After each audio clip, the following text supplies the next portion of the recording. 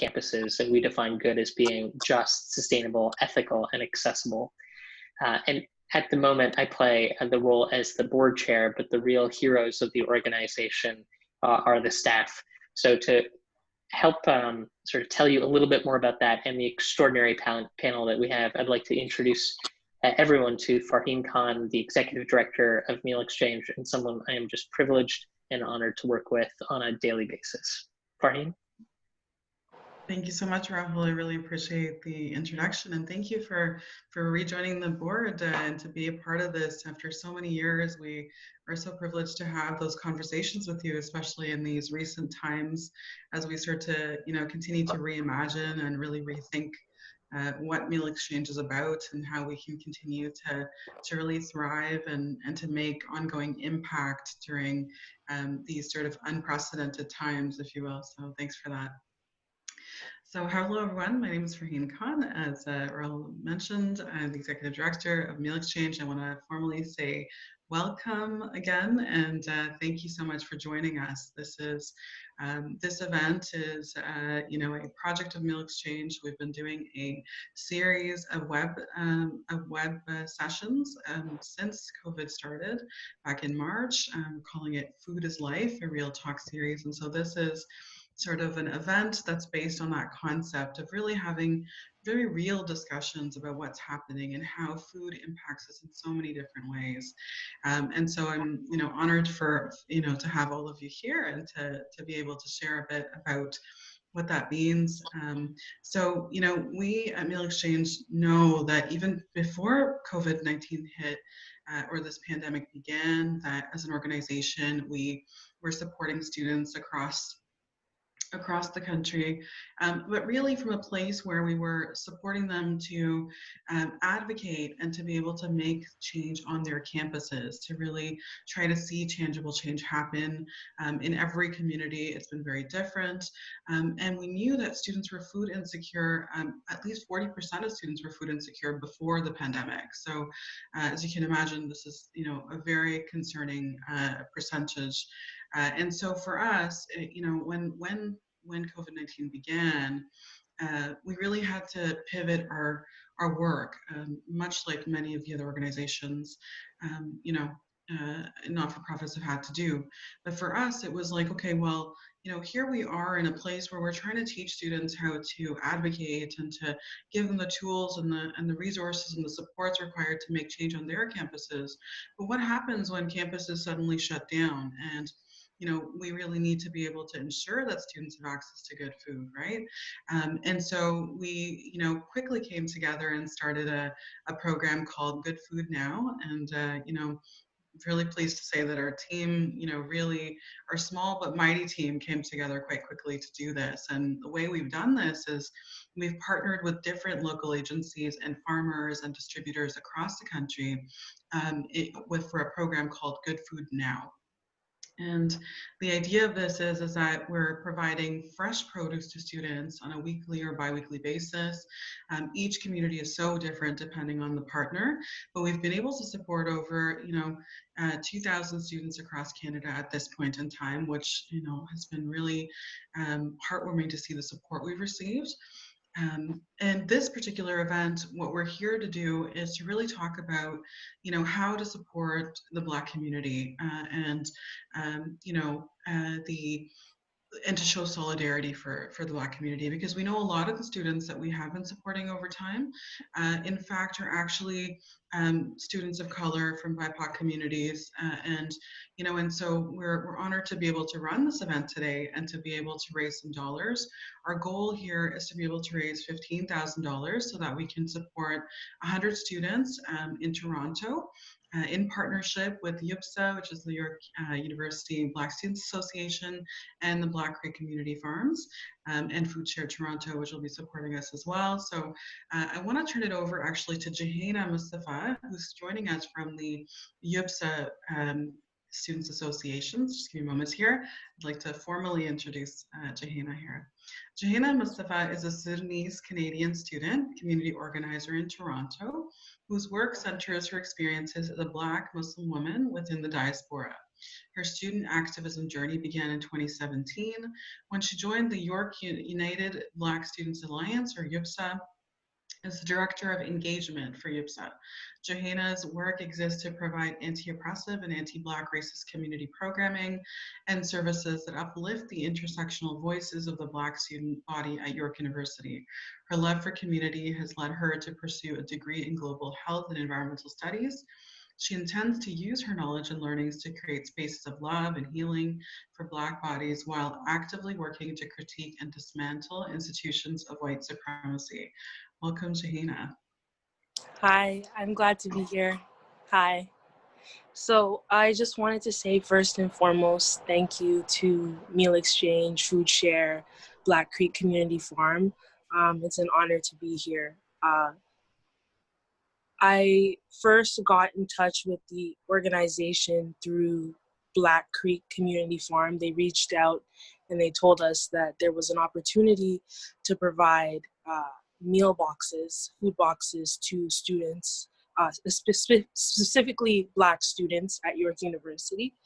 So through that partnership, what we're hoping to do is provide students who are specifically affected by food insecurity and give them the opportunity to have fresh produce.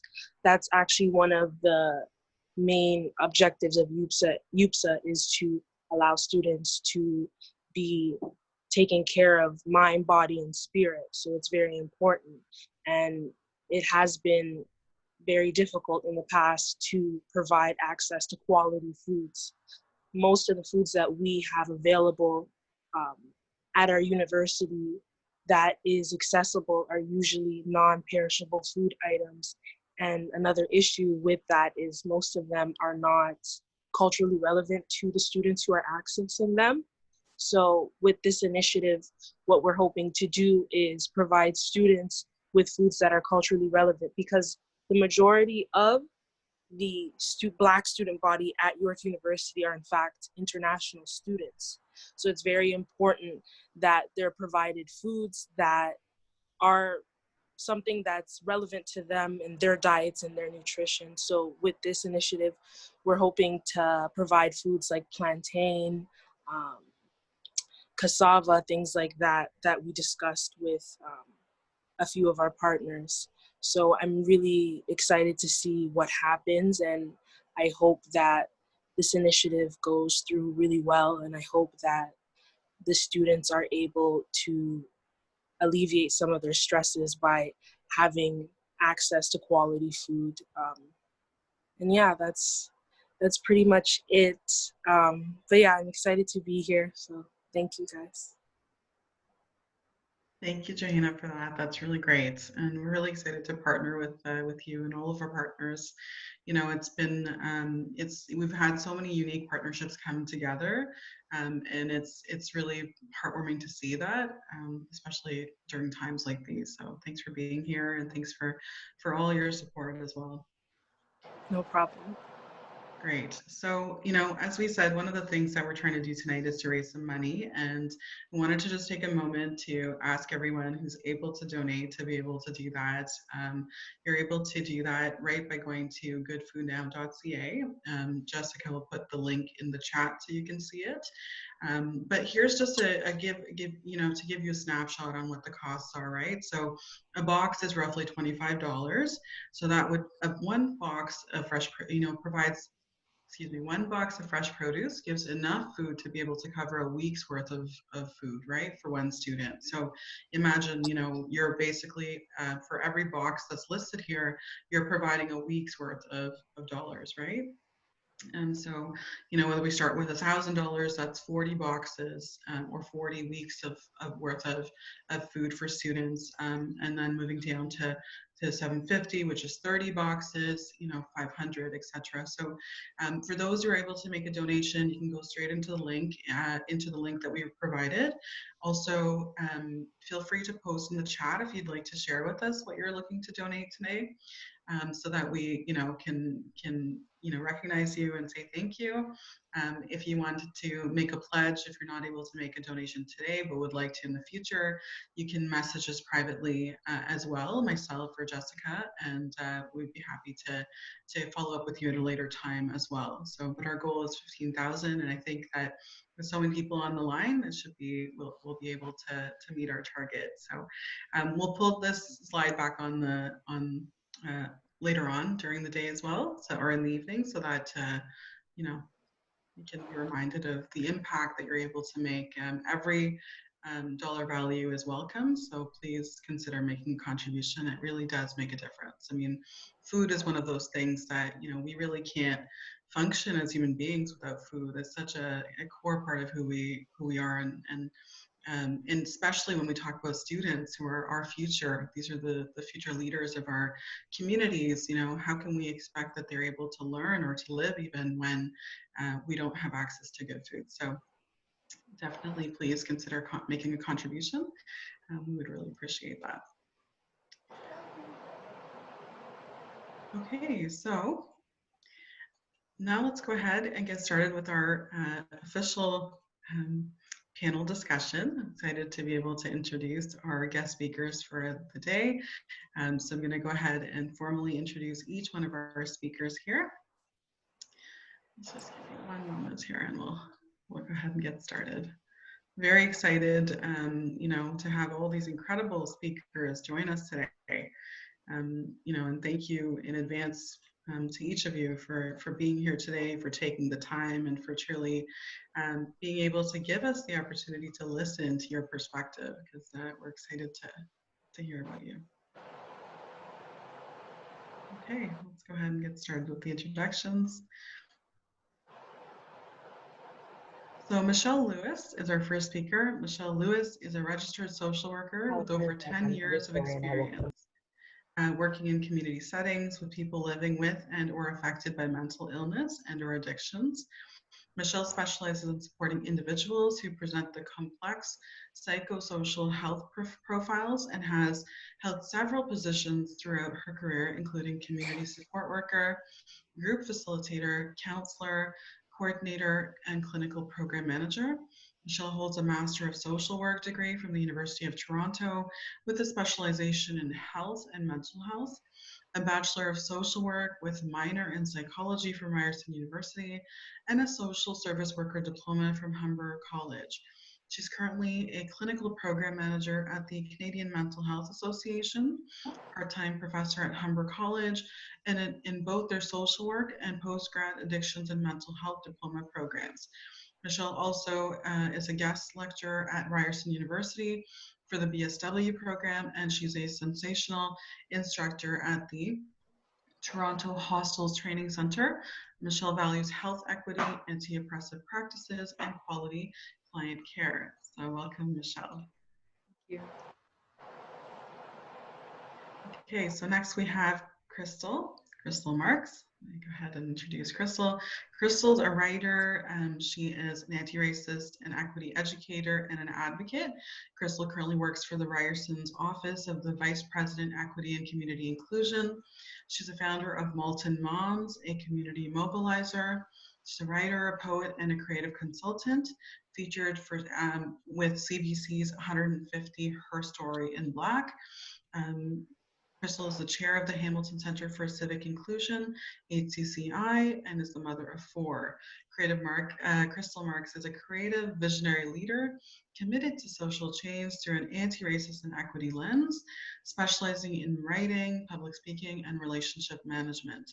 Crystal's developed communities in Ontario through her workshops, mobilization efforts, and organizational reviews and publications, working in community organizations, television, radio, print, and both governmental and non-governmental agencies. Crystal employs everyday advocacy, critical problem solving, and transformative leadership to her work, educating towards eradicating racism in systemic and interpersonal spaces. Welcome, Crystal. Thank you. Farheen, what a wonderful welcome. I think you should send me that so that I can promote myself better. Sounds good. Thank you. I'm so appreciative to be here at this table for discussion. It's such an important topic. Thank you. Amazing. Thanks so much. And then, of course, last but not least, we have our third speaker. This is Meleave Kigali. Meleave has lived in Regent Park with his family since 2005. He's worked to champion issues such as affordable transit, environmental stewardship, equity, and human rights in both the community and across the city. Meleave is known for his work with residents from all backgrounds to create safe, inclusive, sustainable communities that are free from discrimination and hate. As a Canadian Muslim who immigrated from Sudan, he's experienced firsthand what it's like to be a newcomer youth growing up in Toronto. Waleed witnessed his parents making many sacrifices to give him and his 6 siblings the best possible opportunities, instilling the values of hard work, education, and social responsibility. This inspired Waleed to pay it forward and dedicate himself to public and community service. His professional track record reflects this commitment. Since 2016, Waleed has worked to support the campaigns of the United Way, as well as in communications at the Labour Community Services of Toronto. Waleed served as the president of the Toronto Environmental Alliance and is a founding member of the Transit Advocacy Organization, or the TTC Riders. Waleed has also held key positions in a number of organizations, including the Canadian Arab Federation and One Toronto. Waleed is passionate about building a society in which all people can reach their full potential. He is also the co-founder of the Coalition Against White Supremacy and Islamophobia. This coalition of 170 plus organizations mobilized a national day of action in February of 2017 in response to the Trump administration's Muslim ban and the deadly Islamophobic and racist attack on a mosque in Quebec City in January 2017. Waleed's a community mentor for youth experiencing marginalization, an advocate for education and career opportunities, as well as meaningful youth participation in public discourse. Waleed continues to support at-risk youth and families across the Greater Toronto Area through the Ramadan Meals Toronto project that's focused on raising awareness and food insecurity and supplying those in need, no matter their denomination or identity, with fresh food and halal prepared meals. Welcome, Waleed.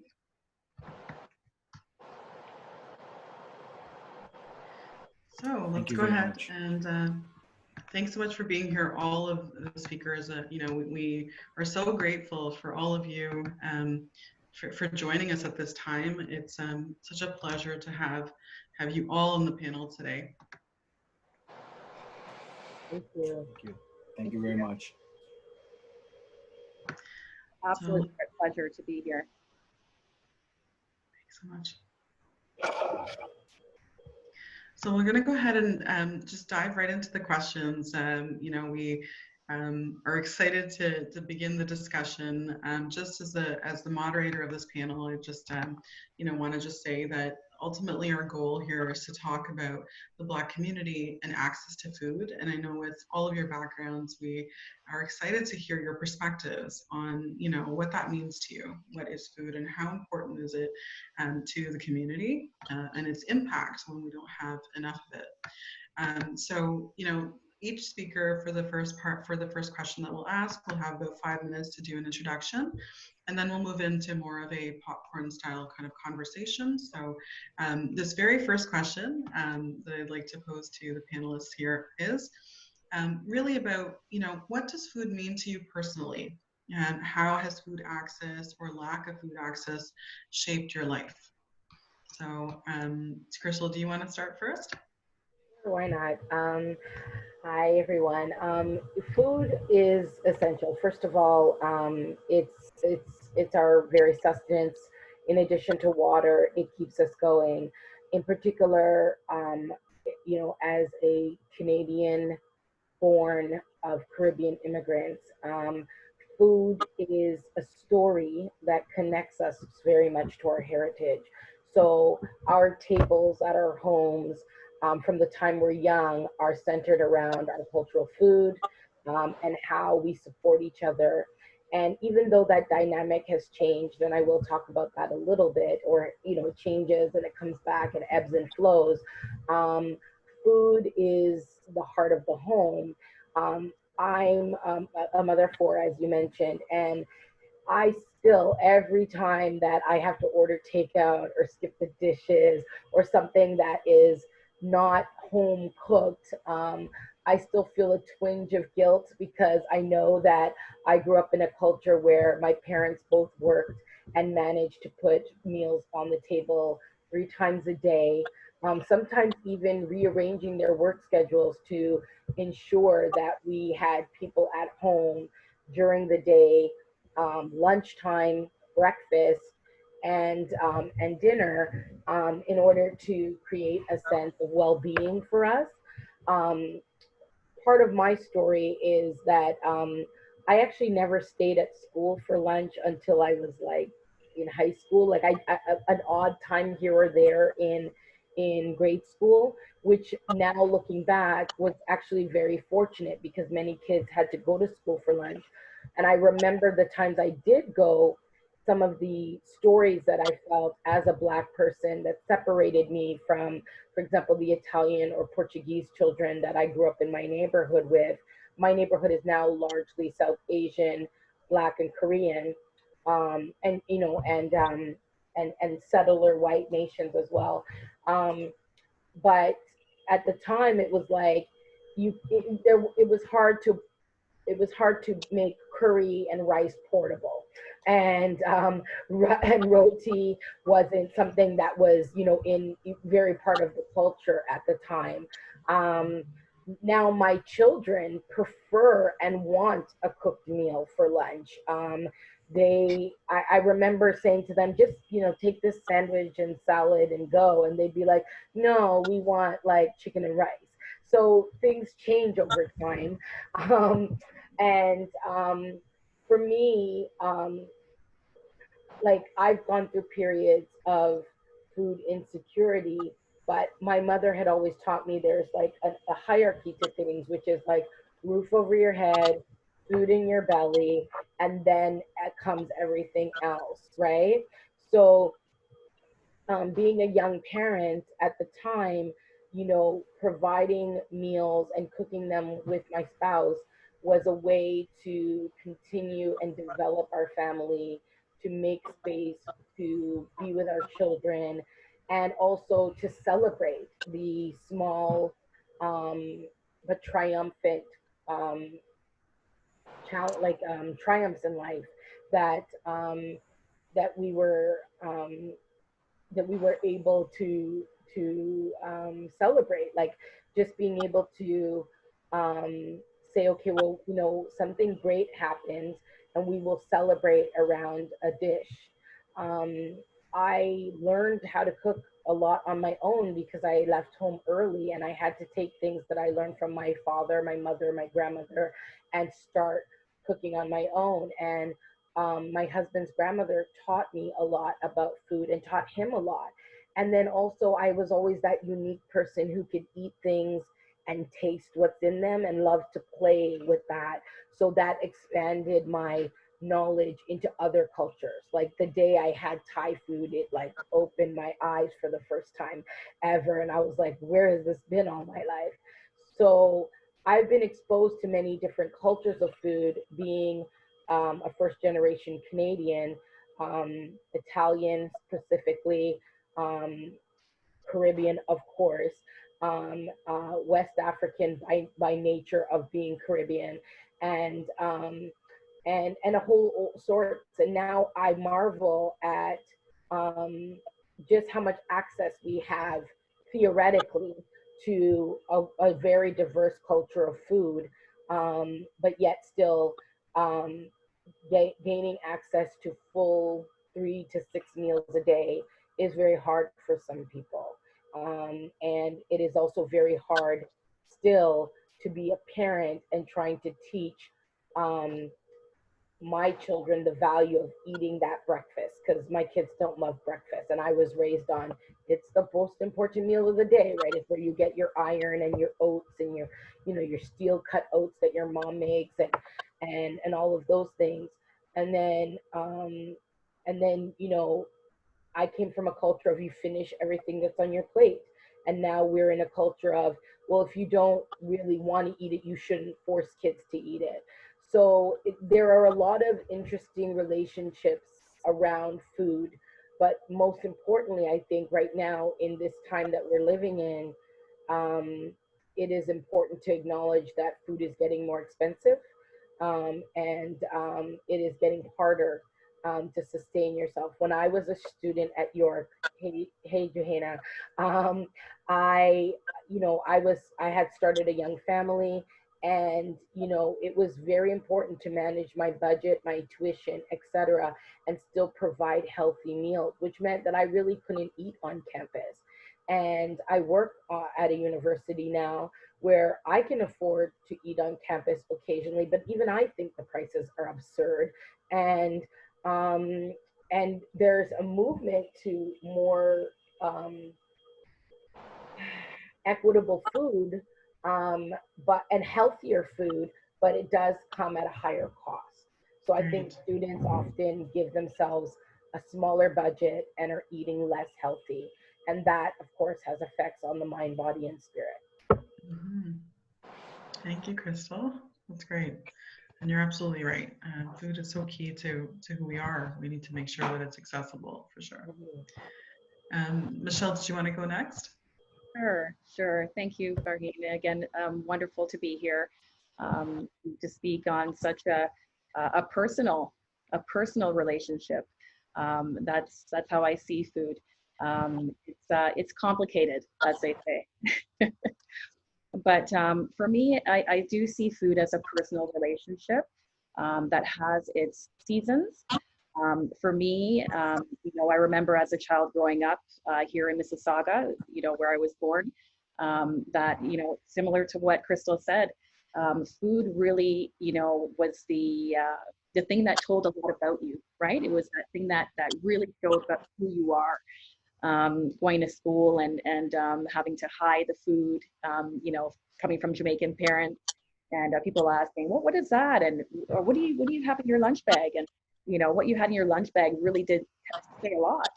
Um, so just having those conversations and even just reminiscing about that with my son now, as he is in grade 11 going to school, in high school, he hasn't experienced those.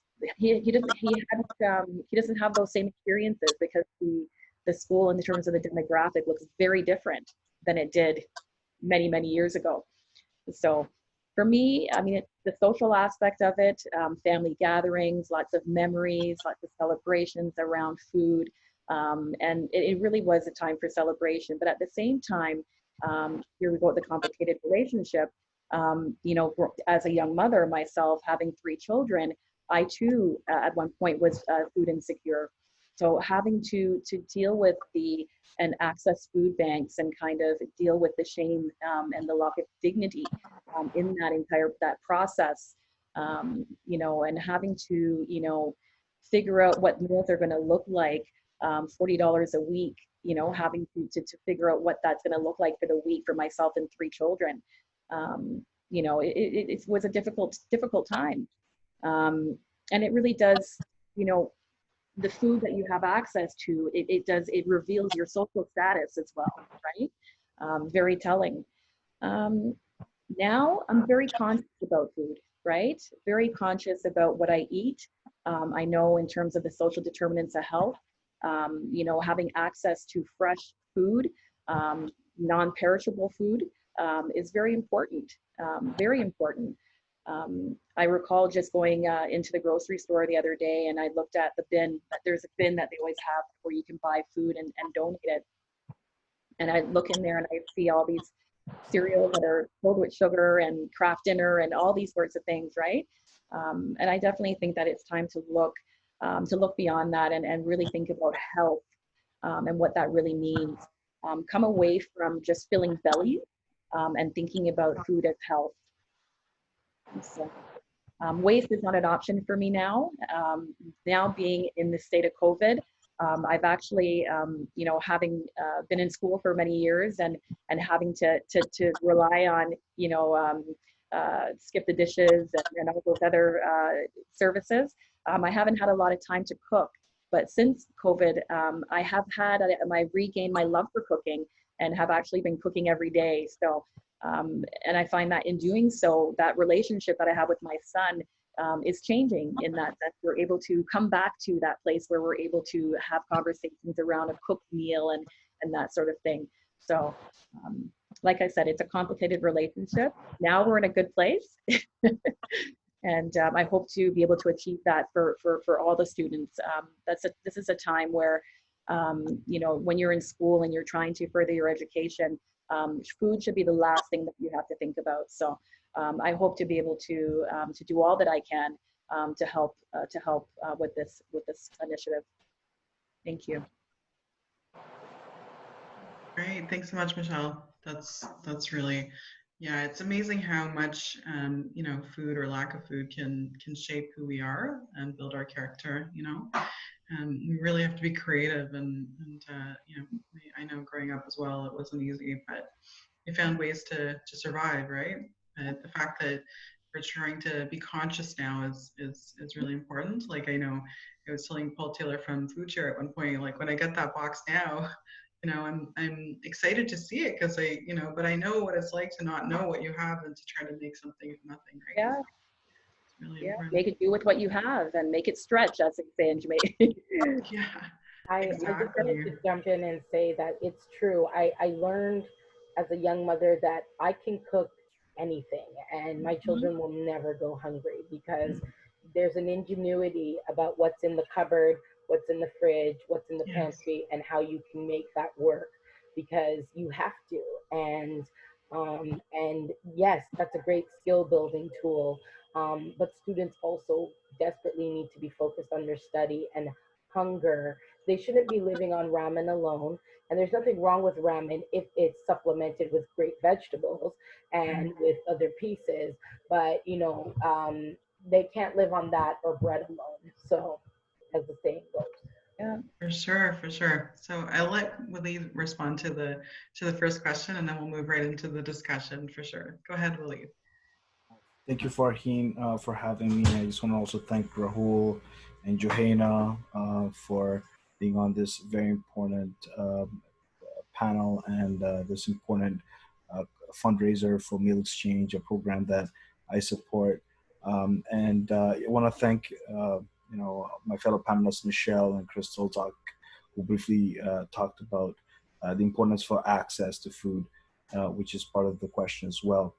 To me, food, just like water, is life, but it's specifically a way for people to be exposed to different cultures and traditions, faiths, and ways of living.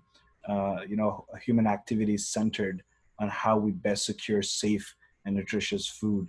And I'll talk about my personal experiences. You know, being a child of the diaspora. Specifically, I was raised in East Africa, I was in Sudan and in Kenya, and you know, in those spaces, my experiences when pertained to access to food was different, but also the same because food insecurity was the norm and continues to be the norm in that region. So, you know, I remember, you know, rations was, you know, your families will be able to access certain commodities, but we're very rationed. It doesn't matter how wealthy you are. And sometimes maybe if you're wealthy, you'll be able to beat that line, but regular folks will have specific access to rice and oil and sugar. And in Kenya, it was a norm for families to buy food on credit, and that's because of their disposable income and how, you know, low wages were. So it limited my access to the type of food. But what was also amazing about that experience was the importance of nutrition. Nutritious food was, you know, part of our diet. If you look at, you know, most East African cuisine, it's very vegan, vegetarian. It's almost all the wealthy that will have access to meat and other forms of protein. So I think it's had a huge impact on how I see access to food, which is a basic human right. Like my, you know, fellow panelists, living in an era where we have people that make billions of dollars or worth billions of dollars, and having people in our community starve or feel hungry, that is unacceptable. I think everyone should have access to nutritious food, and we need to start imagining living in a world where access to nutritious food is the norm instead of the exception, instead of it being the more expensive option for folks who want to access nutrition, so that we are all safe and healthy, and we're productive as well. So I'll leave it at that. Thank you. Yeah, absolutely. It has to be, that's the bar that needs to be set, right? There's no excuse for it not to be. Everybody should have access to food, and good food at that, right? There's just no, just it's time. Like we can't continue to be this way. Yeah, and I just want to remind folks that on so many university campuses, we have Meal Exchange doing a phenomenal job raising awareness about food insecurity and raising funds to support students, but also members of the community who access our food banks, because we service folks also in the community apart from students on some campuses. It's important for us to think about what are the spaces where food is part of the programming, that we can make sure it's free and accessible and nutritious. So looking at our own events and programs as we envision how to better live in a world without food insecurity. For sure, absolutely. Thank you for saying that. Yeah, and it's interesting because of the time that we're in now, right? We're really having to, as an organization, really rethink the approach that we can take. For example, if campuses are shut down or have minimal access for students, the students are having to be relocated or are living in precarious housing situations away from their schools but are joining remotely, right? There's so much to think about. But absolutely, there's, thank you for saying that. Okay, so let's move on to the next question. I appreciate that all the panelists had a chance to share your perspectives on what food means to you. And so, in your minds, and this will be popcorn style, feel free to jump in.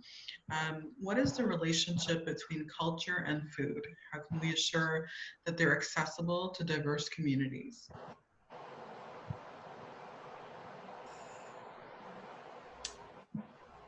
Would like to start. I can start. I can say that culture has greatly influenced how we access food, the type of food, and most importantly, the traditions we invoke with such access. So when I think of the various cuisines around the world, it basically speaks to the people's relationship with food. Specifically, like when you are living in communities where you know specific basic how do I best put this, basic supplements, for example rice, when it comes to places like in Asia or in Africa, when I think Johanna spoke about yams and other supplements, because those are like grown and plenty.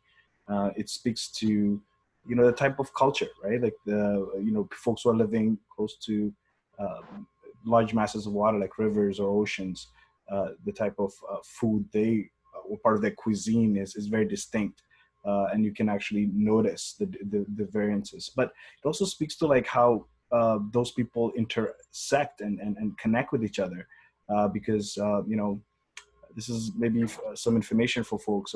If you had Ethiopian cuisine, you will know about injera, which is very popular. I see Crystal waving hand up there. But in Sudanese cuisine, we have something similar. It's called kisra, and it's very lighter version of injera, but it speaks to how those communities and those people interacted, and were able to share basic recipes of how to serve food. So it's an amazing way of telling the human story. Food, how it influences culture. I just wanted to jump in and say that, yeah, like I don't know a culture on this earth, or I've not been introduced to a culture on this earth that doesn't tell its story through food. Even the, North American, dominant mainstream culture tells its story through a difficult relationship, like with the advent of home to table food and the change from farmed food to fast food. Um, and as well as if you go anywhere in the world, that's one of the first things that identifies a people. And also, like Waleed said, can show markers of history. For example, I was speaking when we did our discussion prior to the broadcast, our talk about this Netflix series that talks about the importance of recognizing the ways in which West African people brought particular rices, yams, cassavas, okra, and other staples that are one part of the Southern American food palette, as well as the Caribbean palette, and where and how that travels now up to Canada through migration.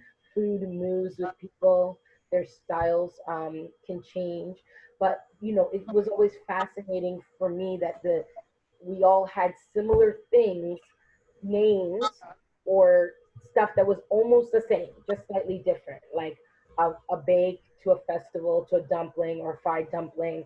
And how if you just got to know what your friend's family called it, then you could ask for it. I remember going to Trinidad over 20 years ago to meet my husband's family, and I wanted to have star fruit, and I asked and asked over and over again, can I have a star fruit? And it wasn't till and my mother-in-law is a market woman, so she literally sells fruits and vegetables from her farm. And she was like, I don't know what you're talking about, and I'm not a good drawer. And I'm like, it looks like a star and it's yellow. And then she said to me, I finally saw it, and I go, that I want that. And she goes, oh, that's a five finger. And because when it's closed, it looks like your hand is closed, but when you cut it, it opens up and it looks like a star, right? Yeah. So, and how I will say I'm making bake, and my husband, who's Trinidadian, knows that, or he's making bake rather, if I'm more accurate. And but my Jamaican friends will call it fried dumpling, and then if it's a little sweeter, it's festival. So these these are sustaining foods. They're hearty. They're built purposely to keep you going, because again, history will tell you that we were working to build these nation states under duress. And so we were given the scraps of food, the ends of food, or the heartiest carbohydrate heavy foods so that we can sustain. And that has an impact. I credit our people because I mean, they've made glorious tasting things out of anything. And I think that's some of the magic of being Black is coming into the world and knowing what's against you and still thriving. So I own that wholly as a Black woman. And I encourage my children in that. But also acknowledging that there's disparate health outcomes because of that. Like we can't eat fried bake and plantain every night. And but those are the fun parts. We have to also remember our greens. Being a Rasta, greens are important, right? And then Farheen and Michelle and Waleed, you and we all discussed about the cultural appropriateness of food in the context of food insecurity.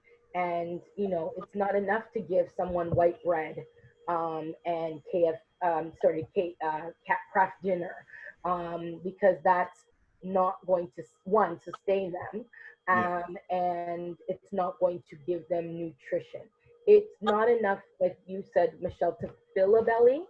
um, it is important for that belly to have nutrients, because I think we've, as a broader culture, a multicultural people, we have really allowed ourselves to be taken in with the busyness of life, and that has that, and that includes student life, right?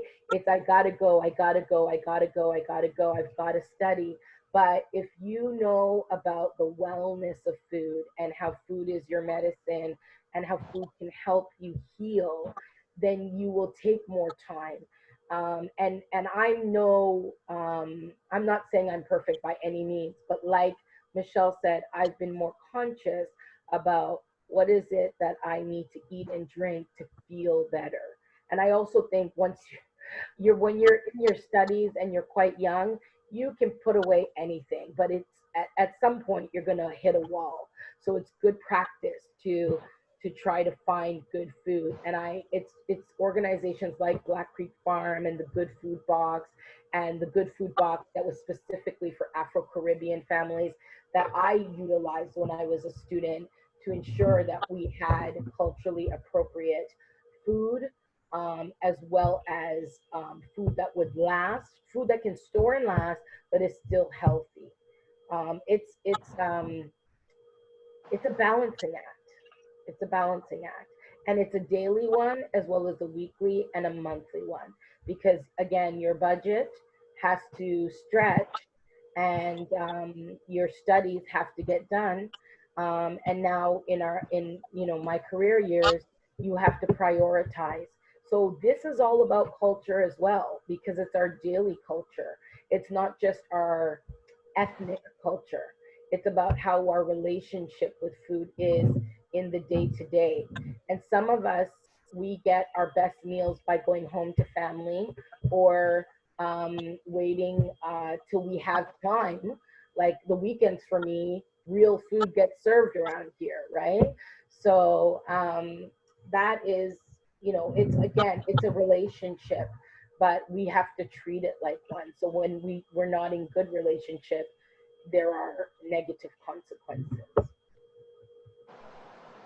When I reflect on culture and food, it brings me back to my experience, as I mentioned earlier, growing up in Mississauga, in a community where myself and my brother were the only people of color in that neighborhood. And I think about my experiences as well, accessing the food bank and only having access to food that was not from my culture. When I look now at what Mississauga looks like, how many years later, we are probably the most multicultural society, in the country. We have access to many different, cultures and food. You can just go down the street, whatever you feel for, you'll be able to find it for the most part in the city. What that tells me is that we have access, right? And then there's opportunity there to develop relationships and to develop partnerships to be able to gain access to more culturally specific foods. We also think about your story, what you were saying earlier, Crystal, about the story food. It does tell a story, especially from a cultural perspective, because if you follow the path, there you have it, right? It's all laid out. A lot of the foods that we eat in the Caribbean are what we call, they're a mixture. It's a mixture of many different cultures, right? It's creolized, Yeah. right? It's creolized. So, we have a mixture of Asian and Jamaican and African. I mean, at the core of that is Africa, right? Where we all came from. And then you have all those added, there's nobody that can cook creolized food like Caribbeans. I mean, you add everything together and there you have it with a brand new name.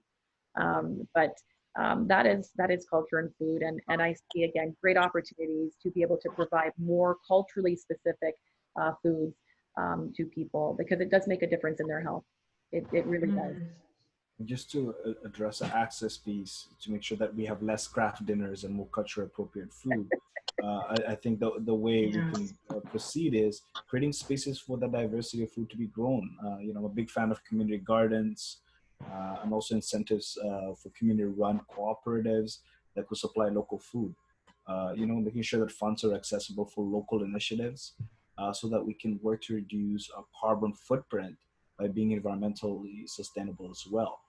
so we could deliver on that nutritious culturally food, avoiding those craft dinners, and also, maybe generating good jobs and economic activity locally. So it's about figuring how we could better utilize the resources that we have in our community.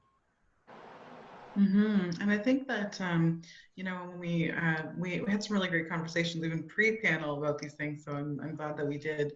But there was a particular point that came up that when we spoke that I think is of value for the audience, and that was about being able to ask for culturally appropriate food when they're when we're accessing food banks and such. So maybe does anybody want to maybe touch on that as well around food access and culturally appropriate food? Yeah, I would love to talk about that because I've had a number of conversations, and Michelle and I totally agree that when Black people are being served at food banks, there's a stigma. I don't believe that I mean, and maybe I'm wrong, but I don't believe my parents' generation were comfortable going to ask for food, right? Like you'd almost work within your own community networks if you needed something. And there's no shame in that, of course.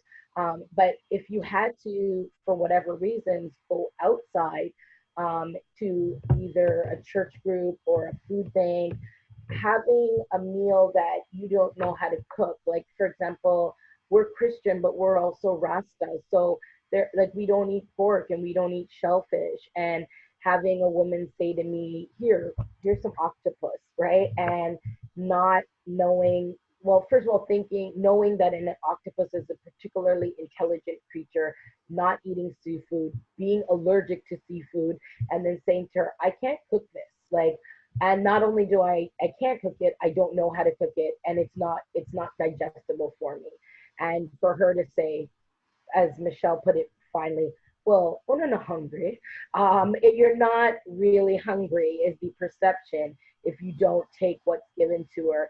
And I think, Michelle, you said, it comes from that beggars can't be choosers ideology. And we have to really change that because food is a human right. I don't think that the broader society might see that, but we have to continue to allow that message to permeate because just like water is a right and we are working very hard to protect our water, we are working very hard to ensure that our water is not completely corporatized. We have to do the same thing with food. And we talked a little bit about this in terms of like Khalid said, growing your own food. But because of the food industrial complex, we have become so reliant on supply chain and grocery stores and what's on sale. And it's thwarted our efforts to grow food for ourselves. And then when we do, we're not getting access to viable seeds. And I'm a seed keeper, and I keep seeds. I save them. I freeze them. I dry them out, and then I try to reuse them. But getting a viable seed from one plant is a very long and arduous process. And that's from a plant, let alone when you go to the store and you buy, the little packets of seeds and stuff. A lot of those seeds aren't necessarily viable, and they're definitely not perennial, which means that they'll come every year. You hear annual and you think it means it's going to come every year. No, that means it's only 1 year. And so doing things like growing your own herb garden so that you can make a flavorful soup and that can sustain you, or something that students can do in their windowsill, etc. Taking your green onions and cutting them and growing them in a pot and letting them sprout up again in your kitchen. These are all inventive ways to take back the direct relationship with food. The grocery store doesn't own food. Food is not a commodity that is owned. Food is a right.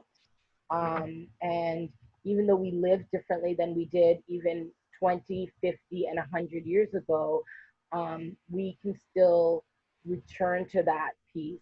I think that there's many white-skinned young people that are in that movement, but there's a place for us in that movement. And we need to take up our space so that we can secure our own food. Because, you know, we can't, I guess what I'm trying to say is we can't depend on others to cook cassava for us. If we want cassava and it's in short supply, we either talk to the grocer or we plant it ourselves. Yeah. Just on that note, you know, this just when you were talking there, Crystal, it reminds me of a conversation I had with someone recently about even when it comes to just like makeup, right? I can't walk into a Shoppers Drug Mart and purchase the makeup that's going to suit my skin color, right? Yeah. And it's the same thing. It is the same thing with food, right? And access, culturally specific food access, right? So it really is no different than those things that we don't have access to in stores, you know,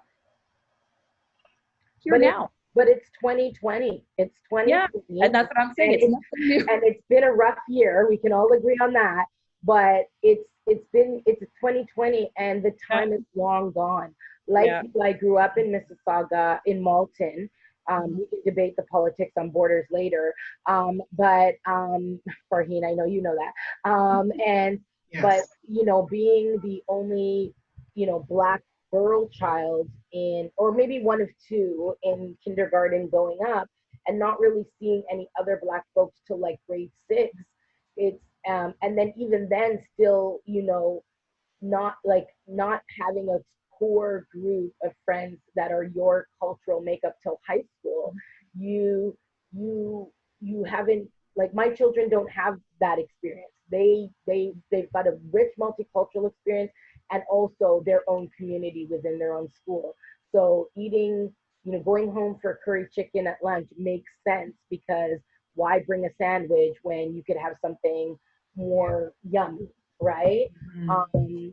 But it's very interesting because it's not it's a complex relationship, like I said, but it's permeated by like everything else, by race, by culture, by indigeneity to this land, like by migration, immigration, and then again, money, right? People should not have to, children, particularly youth, should not have to go to bed hungry because of money.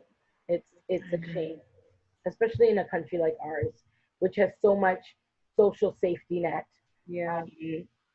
And we can do better, and we can't until we imagine and acknowledge that better is possible. Yeah. If we accept that, if we accept that, then that it's not possible, then how can we make a change?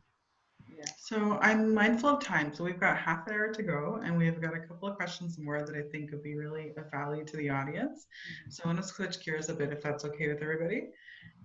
Yeah, and it's a good segue anyway. So the next question is to what we've been speaking about. The next question is, how has colonization, imperialism, and racism impacted the food system as you see it? And how does environmental degradation also play a role in food justice? Yeah, I just want to remind everyone that the pandemic has exposed, you know, our reality, our collective reality, and specifically when I think of Black, Indigenous, racialized, and poor members of our society who are the front lines, as like the government likes to put it, as essential workers, just here in North America. But we also have to think about the rest of the world. There's actually dealing with food insecurity, and we're talking about the impact of climate change. We're talking about in East Africa, locust, famine. You know, this has threatened our, you know, sort of the global food supply chain. And when I think about imperialism, it's had a global impact on our collective response to the pandemic and the ongoing economic depression that has been experienced across the world. You know, with our GDP here in Canada falling to record numbers. And this sort of has led to millions of Canadians even seeking benefits to meet their daily cost of living. let alone their debt commitments. So you've seen a huge spike in folks using food banks or registering for good food boxes by food share, or depending on the meal exchange as a source of sustenance because of financial reasons. So I think it's important for us to realize that the systemic racism, specifically institutional white supremacy, has led to anti-Black policies and practices that has led to those on the margins from being for being shut out of benefits such as CRB. I've been supporting a lot of those members of our community who couldn't qualify for CRB because they operate in not in the formal market. And therefore they can access those benefits, and they're actually dependent on those good food boxes and programs in our community that help supplement their food needs. Um, we also have to realize that there are folks who are, living through financial calamities, specifically Black, Indigenous, and racialized community members who've also been significantly impacted by the deaths caused by the pandemic. We can't forget the human toll that has impacted racialized communities. And unfortunately, here in Canada, we don't have data, but the United States of America tells a worse story of how Black communities and Indigenous communities have been impacted by the pandemic. Let's also reflect on the fact that the system was not built to satisfy specific needs, as we discussed earlier about the lack of food diversity, because it's who the food supply chain has been built to serve, right? So that's a question that we need to explore and better understand. And when we think about environmental degradation, it's actually threatened the diversity of food around the world and here in our own communities. So, we're living in a time of crisis, not just when it pertains to the pandemic, but also when it comes to food insecurity, which has exacerbated the challenges that come with it. I agree. This pandemic has definitely caused, as we know, the rise in price for food. And for those people who are already struggling to put food on their table, it is, mostly people of color, racialized populations that are impacted by this. So it is, COVID on top of other social health, social determinants of health, and more issues with food. When it comes to imperialism, as Walid said, we know, what foods we can go into the grocery store and always get, right? For me, if I want to cook something, if I want to cook, ackee and saltfish, or if I want to cook, kalaloo and bami, or, I have to go to a special store to buy that, right? So when we talk about imperialism and access and what is leveraged, whose food is available, those are the things that resonate with me. Yeah, for me, the idea of what's regular food, right, what's quote unquote regular food, is a story about which nations settled this nation first. And I say settled because I want to be polite at this time, but what I mean is,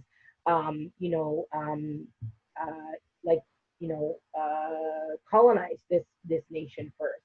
So, and the waves of immigration that came after. So yes, we can get an aisle in the supermarket that caters to all the ethnicities if you're lucky, and you can get some dried goods, and you can get some stuff packaged from far away, and there's an impact on us for that as well, because if we have to wait for a box of mangoes or banana or plantain to come from Mexico, Peru, Grenada, Jamaica, these things have to be what we call forced ripe. They're picked before they're ready, and they are forced to turn and become viable on their journey. And that isn't healthy, right? So, when people talk about like a 100 kilometer diet, they're really talking about a diet that doesn't exist for our cultural like appropriateness, because we are more than like, you know, our homes are our parents' homes, and our heritage is often more than 100 kilometers away.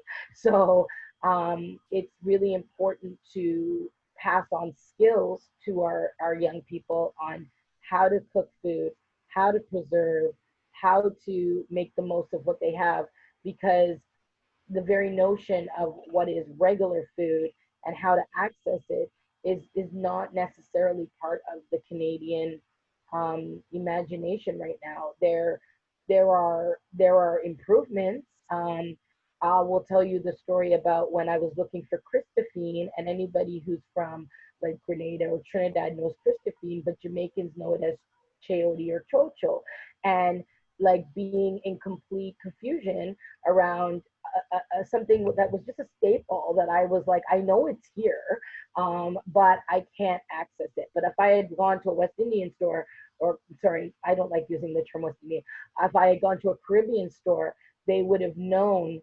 oh, you mean chocho, right? Or you mean Christophine. So they have that lexicon in their mind of what we call different foods. Um, I also want to touch on the fact that we cannot, you know, it's ugly, it's not pretty, but a lot of our food culture comes from the transatlantic slave trade, and sustenance for, you know, enslaved Africans is was highly carbohydrate based, and yes, protein to some degree, but there was a necessity to overwork our, well, not necessity, there was the truth of overworking our bodies, and us having to take what's left over and make sustenance out of it. That is now an endemic part of our culture. And I think that the whereas one group of people would say it's unacceptable that my food is not in this store, we have we have become accustomed to knowing that it won't be, and so we've got to sort our own networks, which also means that we have to support our own businesses, which is Mhm. also something that I think talks to internalized racism, imperialism, and colonization. So it's we have work to do in order to secure food for ourselves within our community. Yeah, absolutely. I just want to take a moment to just say, all of what we're sharing here, like I thank you so much for sharing all of this. I mean, obviously, this topic in and of itself is a difficult one, and just as simply as an ally, as a person of color, I can say like I get exhausted sometimes or feel disillusioned by the amount of work that still needs to happen. And like you said, Crystal, we're in 2020. Like we shouldn't have to have these conversations. So just want to say thank you, and just really acknowledge that this isn't an easy conversation to have, and so I appreciate you taking the time to really share these things. They're so important, right?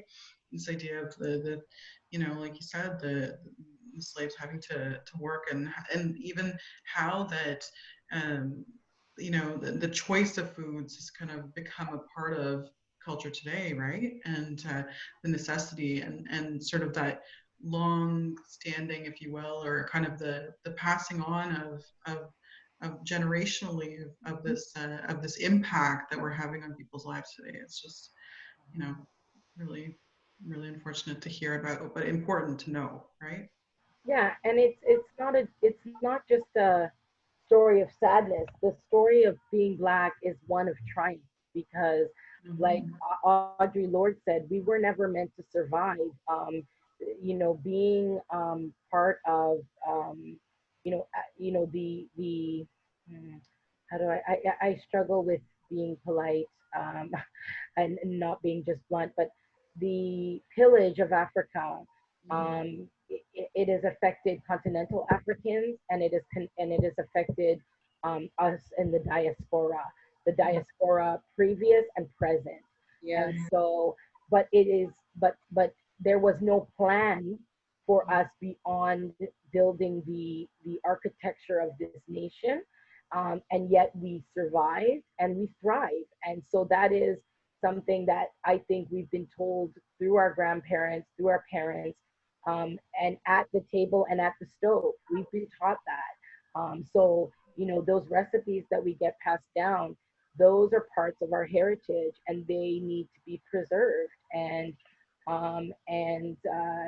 you know, they may have difficult stories, but there are stories and we're proud of them. What's important is that we take the new knowledge, the new money, the new, you know, ideas we have, and we continue to amalgamate them to make our culture stronger. Yeah, there's not a question about acculturation when it comes to food, right? The food is our life. The food is our history. It is what connects us. It is what we will always have and always bring forward. So that's not a question. Yeah. Yeah, exactly.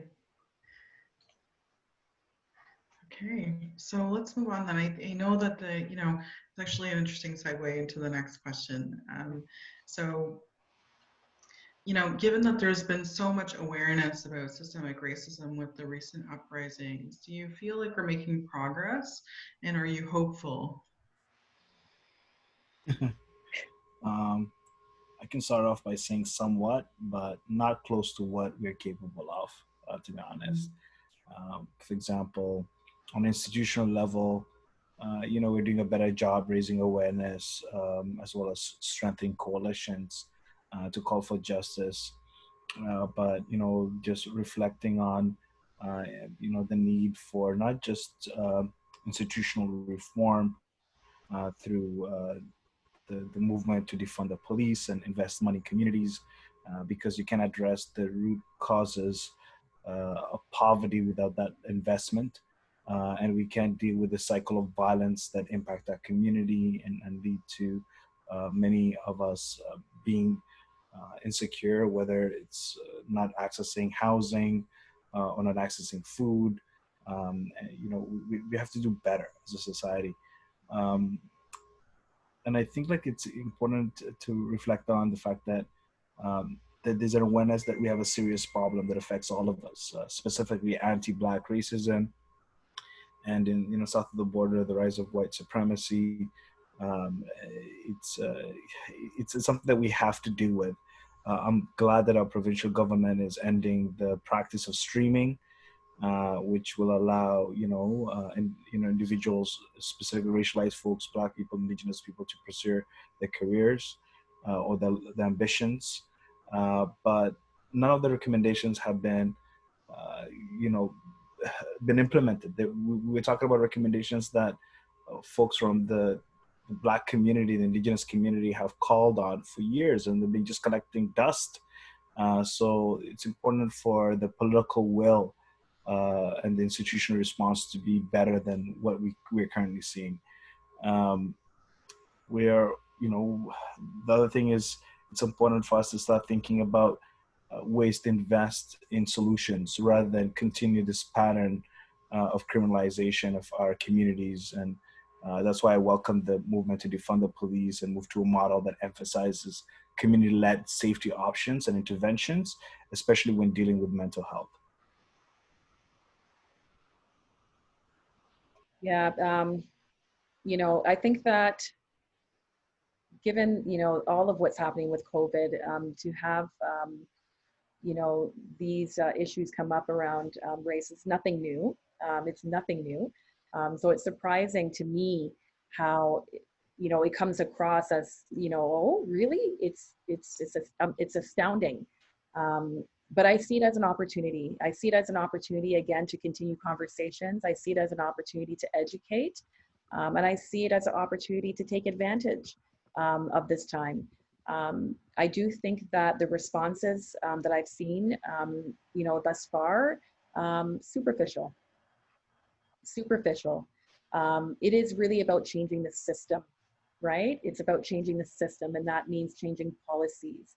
And that means gathering information. And as Waleed said, the political will needs to be there in order for that to happen. You know, I know that my mentor, Nutisha Massaquoi, is an advocate for collecting race-based data. Without data, I mean, we already know we have data that's showing us things that never intended to show us.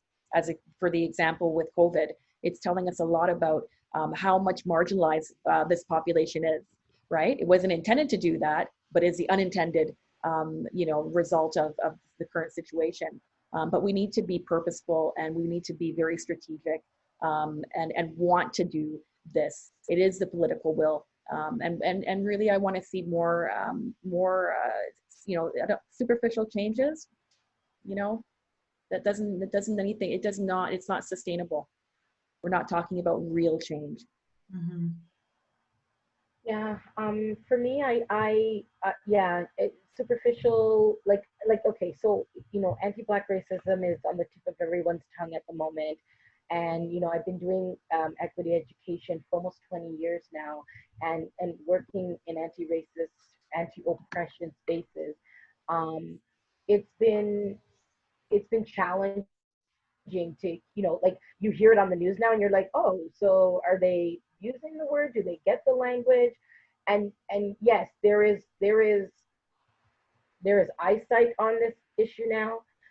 There's, you know, there's shock, there's awe, but I need people to move beyond shock and fear into disruption and to change.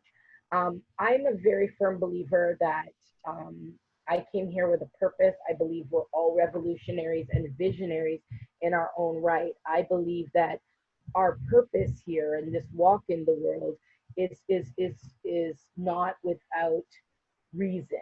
So we have a task to do, and when we're called to do that task, we must walk it. So people like us on the panel and those who are participating in this discussion, they are acutely aware that there is change. We are by no means the minority, no matter how it's spun. We are world majority people when you do our work, when you do an analysis. And even though our society is constructed in a particular way, and we are in the midst of a pandemic that, you know, we didn't know was coming, we didn't ask for, and has changed our lives in great ways. I believe that I have to believe that revolution is coming. It will come, and it is. We're on the cusp of it. We're the people who are doing the work out in the street.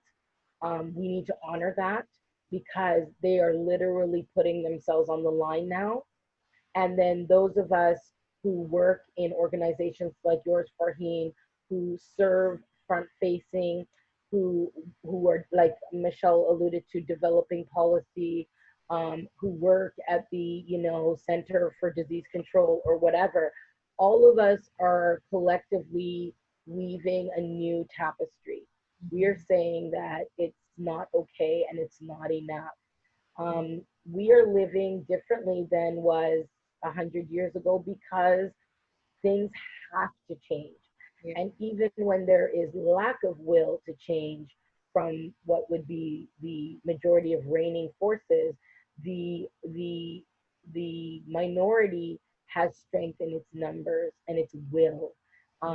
There's that Margaret Mead quote about never underestimate what a committed group of people can do to change the world, because it's the only thing that has.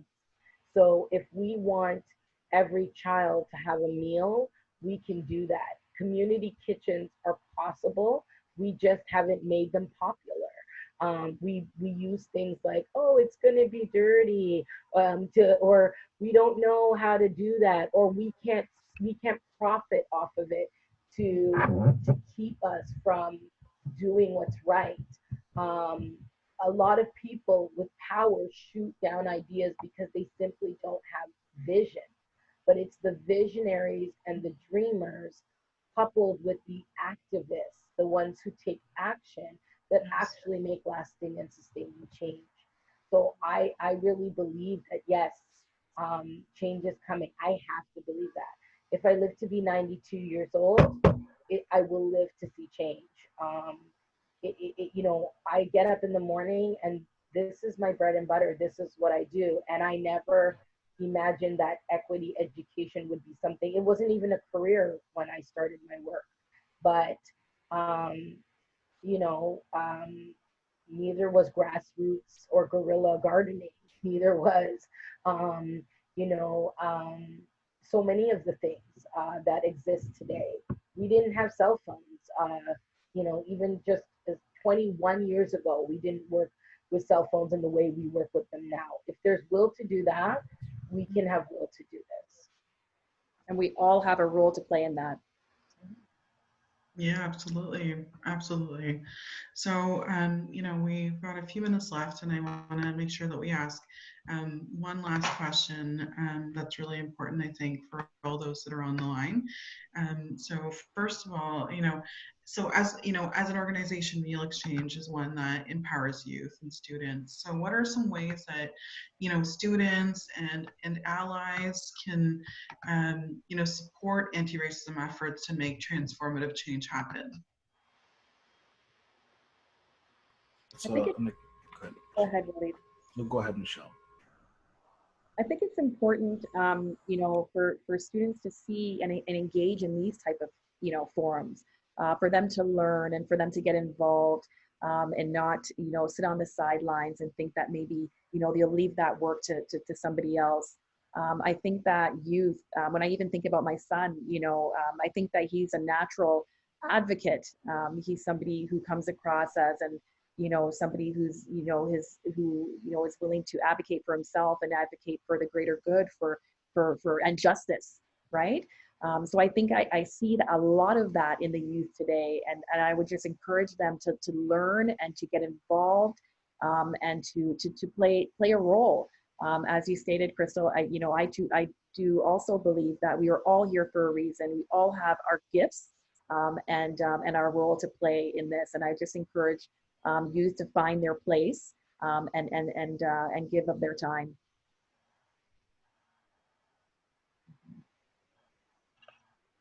Ali, are you going to go ahead? Yeah, sure. Yeah. So, well, my advice is, you know, you can do so by deconstructing anti-Black racism, and live a life with an emphasis on how to best practice equity and anti-oppression. Many of our attitudes are learned through you know, sort of a white supremacist view of the world that promotes racism and bigotry. If we learn hate, then we can certainly unlearn it. And or better yet, we can learn to love and support each other. And you know, when I think about representation of Black people, Indigenous and racialized people, you know, they're underrepresented in many decision-making spaces. So it's about, you know, having that perspective. How do we make sure that the voices of those deeply impacted by policies are broadcasted and are learned and experienced? You know, as a racialized leader of the Toronto Environmental Alliance, you know, which is an important community vessel for attaining environmental justice, I always reminded my colleagues that we cannot seek environmental justice without addressing racial justice. So racial justice is a prerequisite to environmental justice. The reasons are many, but it's important that we are all aware of the global impact of climate change caused by global warming, you know, due to the, you know, the burning of fossil fuels. We're all interconnected, and so is our food system, which depends on a healthy and sustainable use of our lands and water, all of our planet.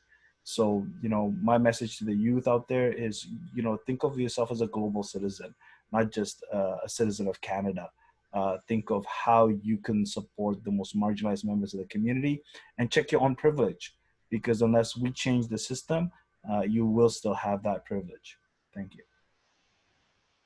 Alida, I think that's amazing what you said about, you know, global citizenship. I completely agree with that. I have two more, I think, like on the ground things that I think youth can do. One is learn to cook, because you need to know how to feed yourself. It is a life skill, and it's and if you want, like, you can learn, like, just like you can learn that dance on TikTok, or just like you can learn how to cram for your studies, you can learn how to make simple delicious meals. I mean, like I said, there's Nadia's Time to Eat, another great Netflix episode that shows you how to, like, quote unquote cheat and make quick meals in a hurry. There's lots of resources. Everybody's got a YouTube channel out there. You can learn how to feed yourself. It's very important. And then the second thing is, get into, if you're a student on campus, build small coalitions, and one, cook together. Demand from your school spaces to cook together. And then three, demand that the people making $200,000-$300,000 a year sit down and listen to you, because sometimes they don't know that they've forgotten you, and because they're comfortable. And I really want to speak to that sort of North American concept of my four and no more. It's a very North American, like, I got to take care of my house, so I can't really think about others in the community. And we have to really stop that. That's not our ancestral way. And one of the things that students can do is come together in collectives, cook together, and also organize together and advocate that they be heard. I've seen it work. That's excellent. Well, I mean, everything that you've all said is so important, particularly, especially as allies and as students, and also to be able to be a part of, going back to your point, Crystal, the very core, just being able to actually learn to nourish ourselves and to actually look to our neighbors and, our friends, and ensuring that they too can take care of themselves is such a key piece, right? And we often think about activism and advocacy, but this is also important survival, right? And to that point, like you've said, Michelle and Waleed, like, it's important to continue to be engaged and to demand the changes are being made, and not just sort of surface level or superficial, but really actual tangible change that we can see, right? That we can, enjoy and leave behind for our future generations as well. So important. So I want to take a moment to just, thank you all for such a great conversation. Thank you for your courage, for your resilience, for your smiles, your passion and your compassion, and for all of your grace, in continuing to do the work that you do in all of the spaces that you represent and all the places that you're at and involved in, because we truly need to have leaders like yourselves continuing to do this work. And so we're really very honored that you were able to join us today. Thanks so much. Thank you, Farheen. Thank you, Farheen, for the opportunity, and thank you, Meal Exchange, for all the great work. Thank you. Thank you. So just one last, ask of everybody who's on the panel here, if you're able to make a contribution, for all those who already have, thank you so much. And if you're able to, whether it be at this moment in time or in the next couple of days or even next few hours, please feel free to do that, because, like we said, one box will support a student for a week. And $25, we can easily spend that at times on a meal. So, whatever is comfortable for you, every dollar counts. So please consider making a donation. We really appreciate it. And if anybody wants to continue to keep in touch with us, feel free to, go to to email us at gfc@mealexchange.com, or to go to our website, goodfoodnow.ca. So thank you very much, everyone, and I hope you have a good evening. Take care. Thank you.